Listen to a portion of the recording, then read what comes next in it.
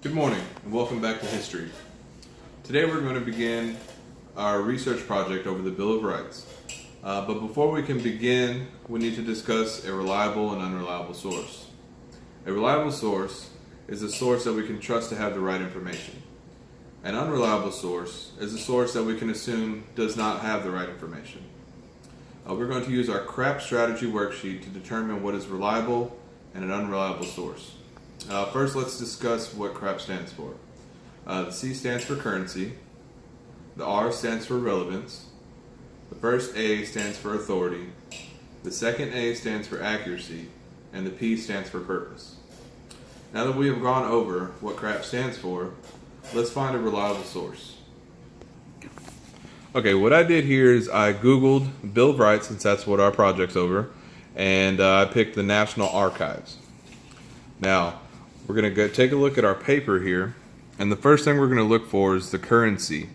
When was the information published or posted? If you scroll down to the bottom here, it says this page was last reviewed on June 26, 2017. It's not too bad. You would like it to be more current. The next thing is, has the information been revised or updated?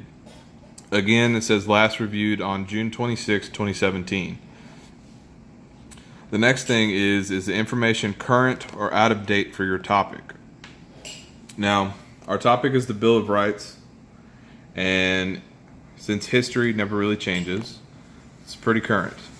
It has everything you need, all the amendments, all of the articles, so it's pretty current.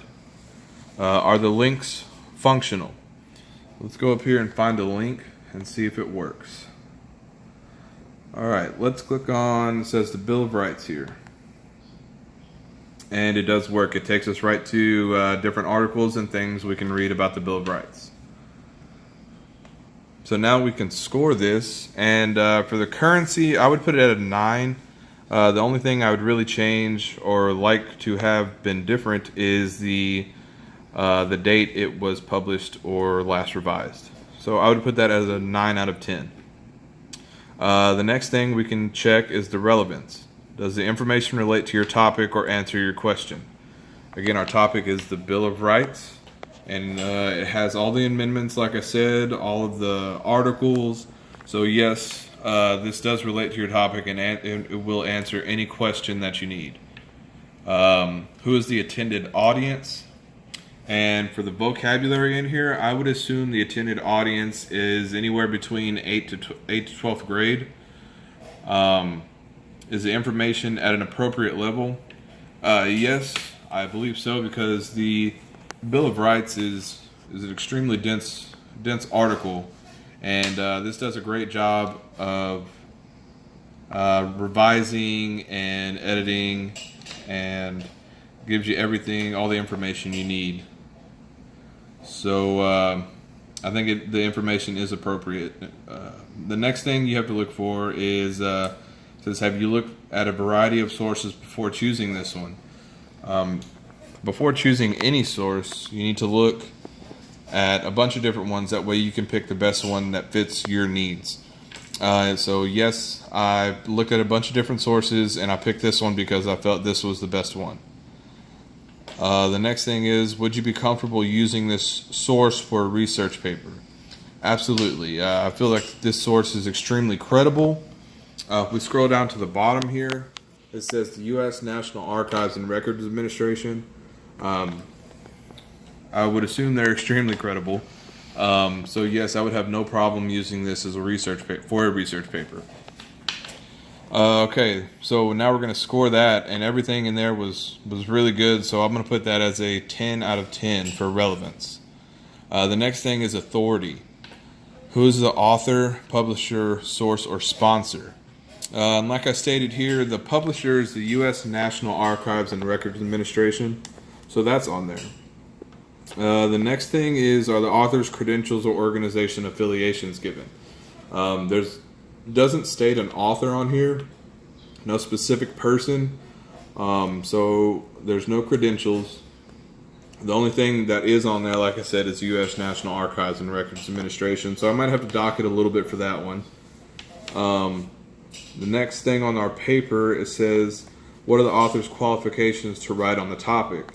And since there is no author stated, we can't do any research on the author, so we can't tell what his qualifications are. So again, I'll probably have to dock it a little bit on that one as well. Is there contact information such as publisher or email address? If you look on here under the name, under the publisher's name, it has a phone number you can call. So yes, there is contact information. The next thing on paper, does the URL reveal anything about the author or source? And if you look at it, it says archives.gov/founding-docs/Bill of Rights transcripts. So from the URL, you can definitely see what you're going to research. So now we're going to score this. On authority, I would give it an 8 out of 10, only because there's no specific author. And since there's no author, you can't research his credentials. Okay, the next thing is accuracy. Where does the information come from? And if you look on here, it pulls from the rotunda of the National Archives building. It pulls from a variety of different reliable sources. I would say that the information on this website is extremely credible. It comes from, let's see.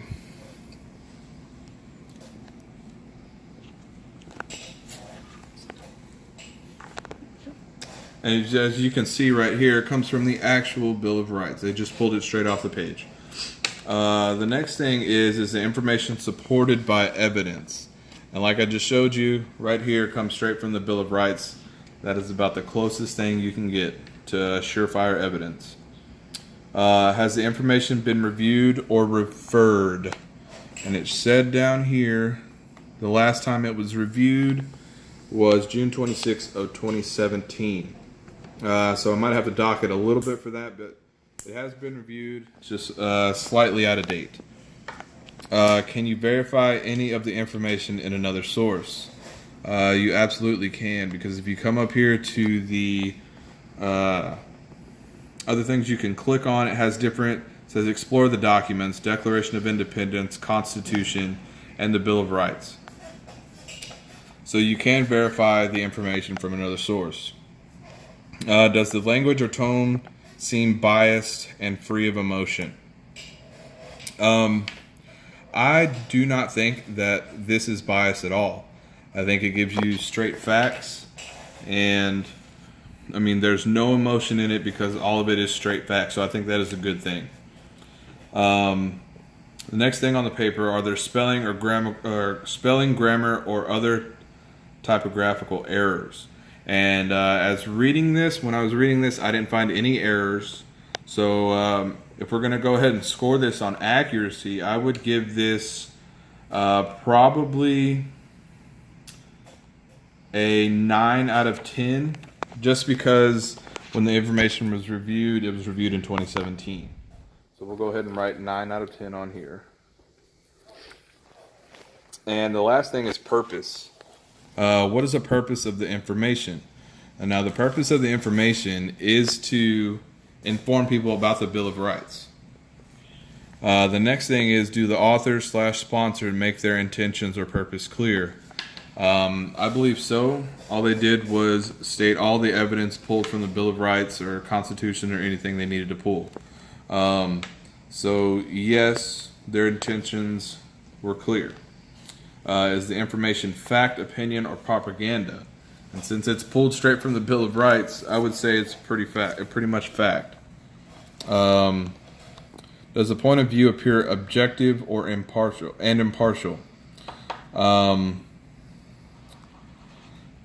I would have to say it's pretty impartial because, again, it's all fact. Are there political, ideological, cultural, religious, instructional, or personal biases?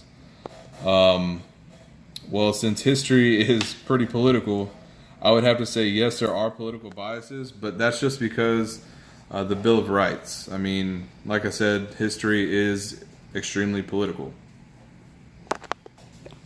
All right, and now that we're going to go ahead and score this, the purpose. Since it is political, I'm going to give it a 9 out of 10. So if we go ahead and add all these scores up that we have here, we get a 45. And if you see on our paper here, 45 to 50 is excellent. So this is an excellent source to use. Okay, now that we know how to use the CRAAP worksheet, let's go ahead and look at Wikipedia, and let's go ahead and score that on our own. All right, well, now that everybody has gone over Wikipedia and scored it, we've pretty much got from 30 to below. And since everyone got 30 or below, it's pretty unacceptable. The reason I feel that it's unacceptable is because, one, it has too much information. And since it has too much information, you can't tell if everything on it is credible. There's no author. Since there's no author, there's no credentials. So you can't tell if he's credible enough to write about this. So again, you had the docket there.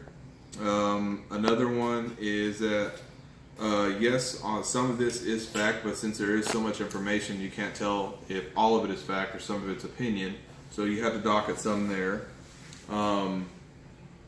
Let's see. And again, since there's a variety of different sources, you don't know if all the sources are credible. And let's see. And the most important thing on here, I think, is would you be comfortable using this for a research paper? I absolutely would not use Wikipedia as a research paper, just specifically for the things I just stated. So now that you have seen a credible and uncredible source, you know what to look for, you know how to look for it, where to look for it at.